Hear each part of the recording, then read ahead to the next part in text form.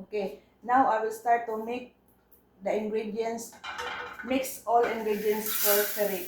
So first put the hugos, then put all zebda and mix.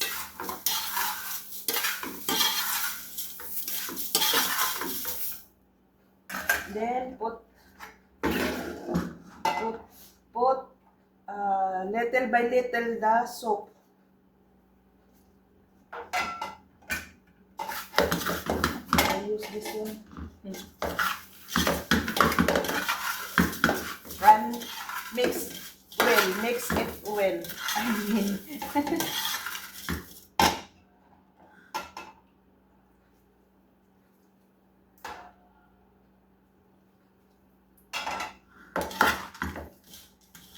this is ferric food for the winter.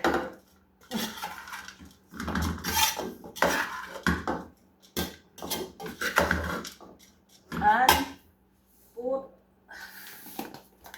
3 small spoon darsin powder. See, the spoon is small. 2, 3. And add 2 spoon. See the spoon of hill cardamom powder. See, put 2. Ano ko yung hill po sa ragito.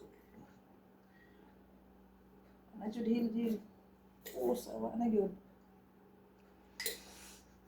Wait, no more hill.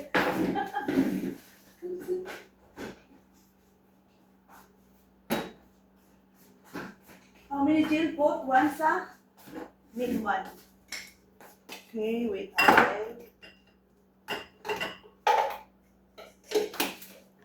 Okay. Add one more. Okay. So mix it again. Mix it good.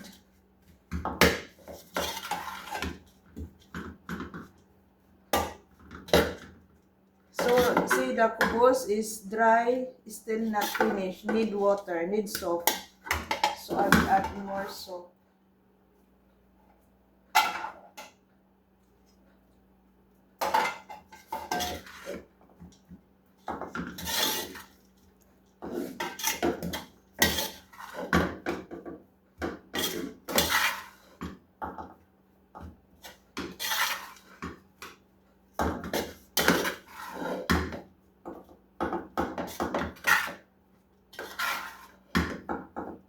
Still dry again.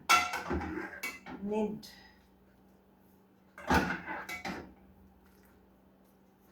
And mix it good. Yes.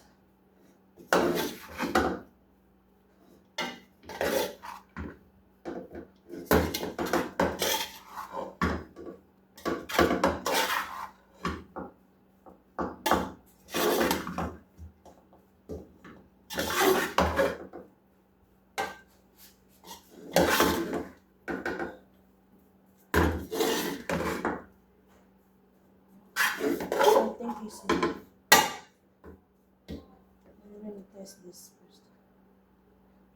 So need to test the kubos if it's ready or not. I think this one is ready. Oh, I did not finish it. Mix it.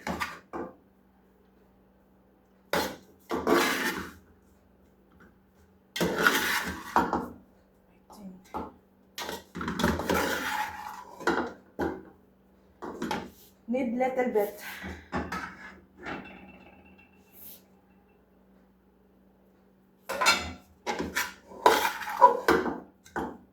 I think enough.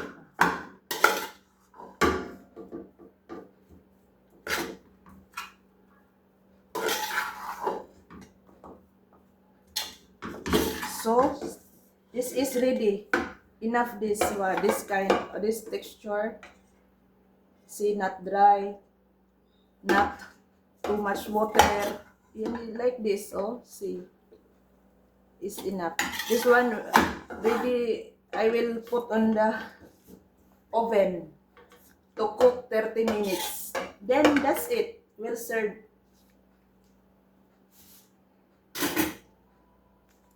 Okay.